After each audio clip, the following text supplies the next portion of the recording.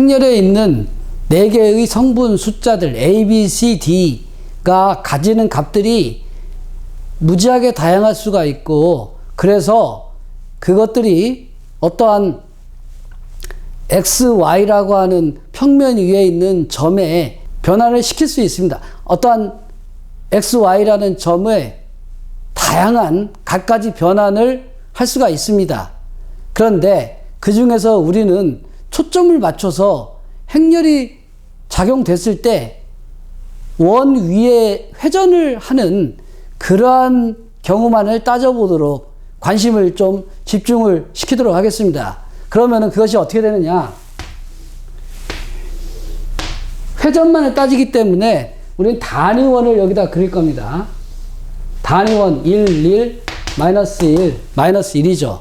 그래서 여기 있는 1, 0이라는 좌표에 있는 점을 어떤 행렬을 작용시켰을 때 그때 여기에 알파만큼 회전시키는 그런 행렬이 어떤 행렬인가를 찾아보자라는 거죠.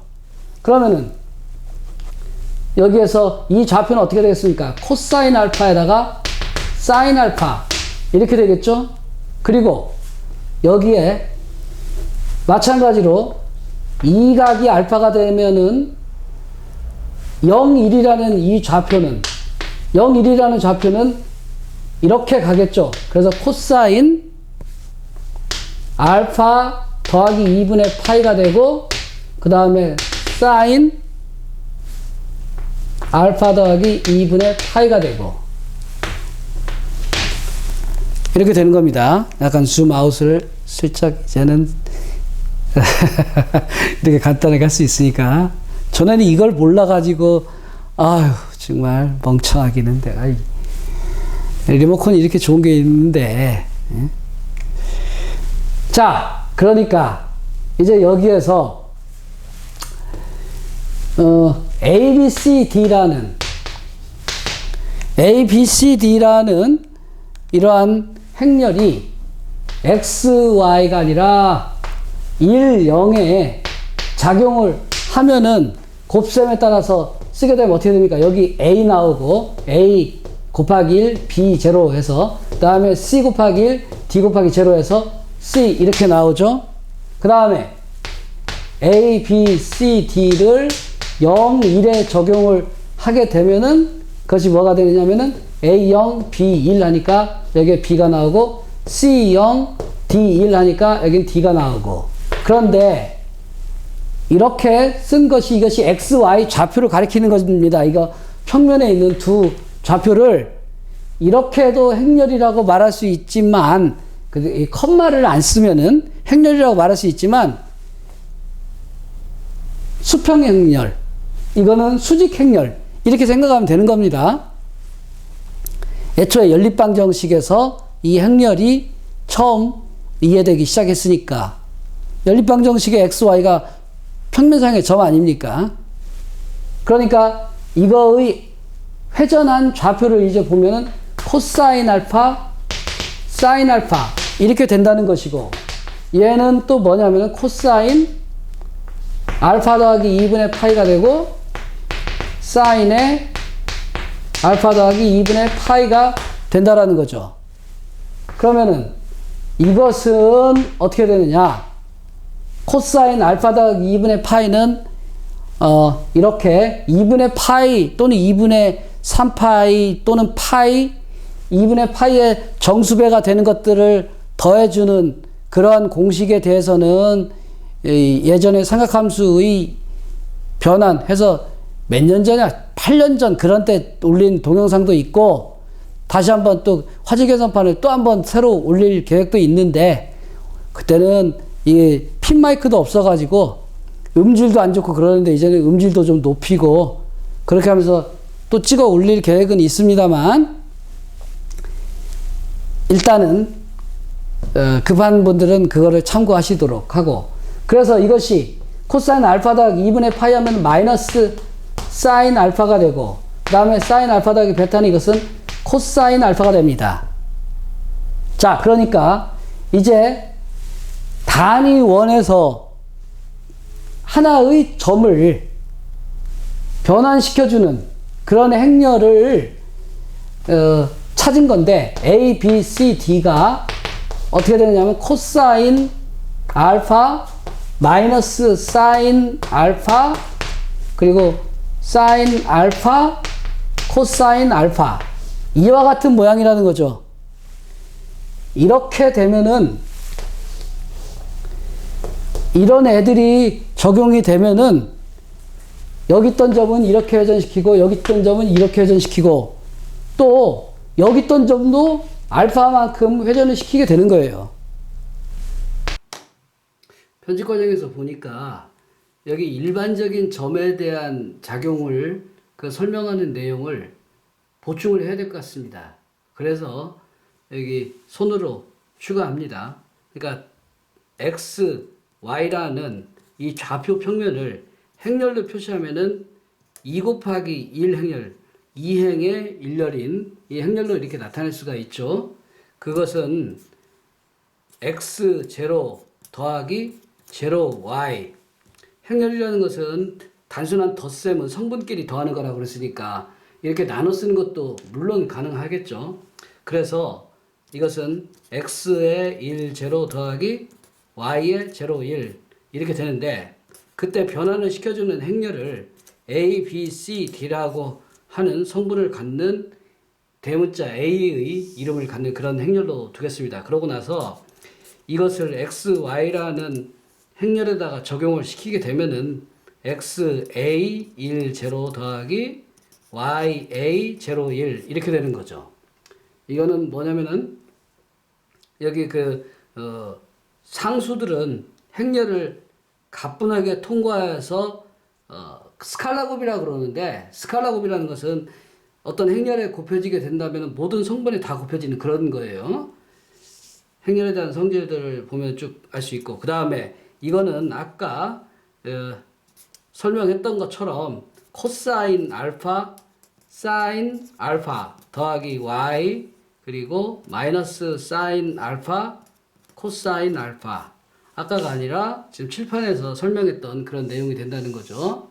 이렇게 되고 그러면 이제 A를 다시 한번 A에다가 X, Y를 작용을 시켜서 A, B, C, D라는 성분을 또 이런 방식으로 한번 구해보면은 어떻게 되느냐. AX 더하기 BY 하고 CX 더하기 DY 이렇게 되는데 이것은 X하고 AC 더하기 Y하고 BD 이렇게 되겠죠. 그러니까 여기 이거하고 이것이 두 개가 같아야 되지 않겠습니까? 그러니까 결론적으로 A는 다시 한번 확인하는 건데 이 코사인 알파, B는 마이너스 사인 알파, C는 사인 알파, D는 코사인 알파다. 그러니까 이렇게 다시 한번 구한 셈이 되는 거예요.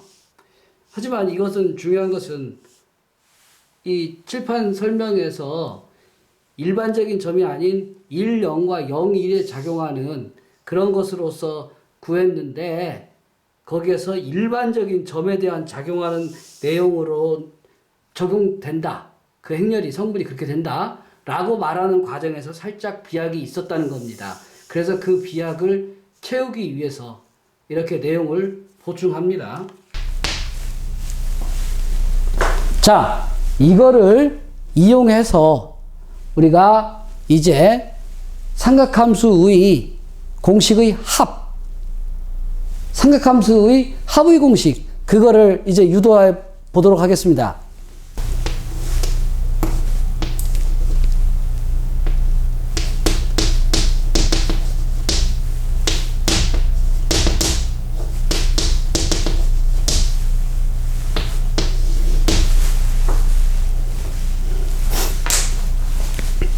자, 이제 준비됐으니까 설명을 들어가면은 이거는 어떤 거냐면은 1, 0에 있던 점을 알파만큼 회전을 시키고 다시 그 점을 베타만큼 더 회전을 시키자는 거죠. 그렇게 되면 그거의 좌표들은 어떻게 됩니까? 코사인 알파 더하기 베타 그리고 사인 알파 더하기 베타 이렇게 되겠죠.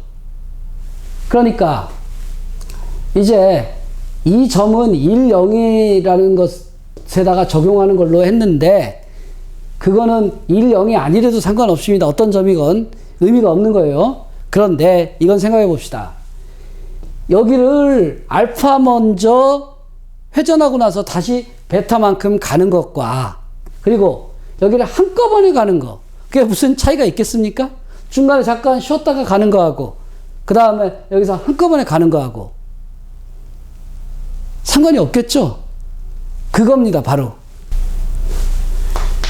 XY라는 점에 코사인 알파 마이너스 사인 알파 그 다음에 사인 알파 코사인 알파 이거 있고 그 다음에 여기에 베타를 적용하자는 거죠. 코사인 베타 마이너스 사인 베타 그리고 사인 베타 코사인 베타 이렇게 한 것이 무엇과 같으냐 보면은 코사인 알파 더하기 베타 그 다음 마이너스 사인 알파 더하기 베타 그리고 사인 알파 더하기 베타 코사인 알파 더하기 베타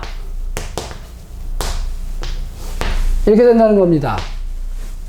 그러니까 여기 이 두 개를 곱해서 전개하면 물론 여기에 XY에 적용되는 것이고 이 두 개를 곱한 것을 전개해서 쓰면은 이거와 같아져야 된다는 거죠. 이것들과.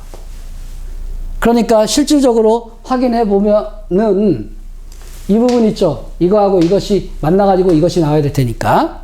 그러면은 당연히 코사인 알파 더하기 베타는 코사인 베타 코사인 알파